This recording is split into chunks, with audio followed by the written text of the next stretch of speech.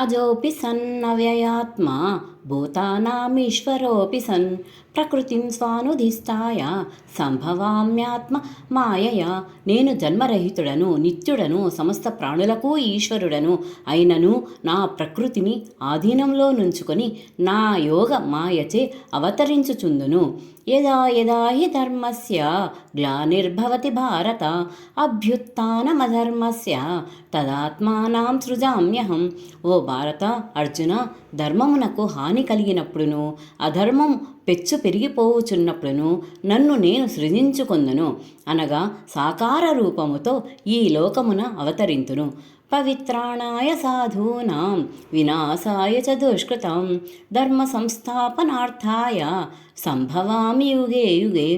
సత్పురుషులను పరిరక్షించుటకును దుష్టులను రూపుమాపుటకును ధర్మమును సుస్థిరం మునర్చుటకును నేను ప్రతి యుగమునందును అవతరించుచుందును.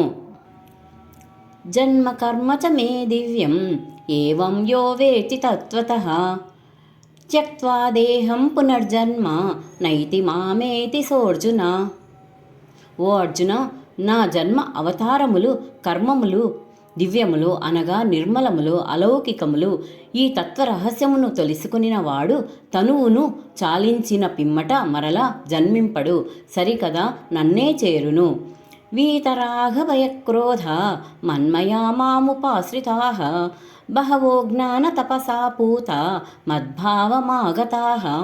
ఇది వరలో కూడా సర్వదా రాగ భయ క్రోధరహితులైన వారు దృఢమైన భక్తి తాత్పర్యములతో స్థిరబుద్ధి కలిగి నన్ను ఆశ్రయించిన భక్తులు పెక్కుమంది జ్ఞాన తపస్సు అంపన్నులై పవిత్రులై నా స్వరూపమును పెందియిండిరి. ఏ యదా మాం ప్రపద్యంతే తాంస్తదైవ భజామ్యహం మనువర్తానువర్తంతే మనుష్య పార్థ సర్వసః. పార్థ, భక్తులు నన్ను సేవించిన రీతికి అనుగుణముగా నేను వారిని అనుగ్రహింతును. మనుష్యులందరూ వివిధ రీతులలో నా మార్గమునే అనుసరింతురు.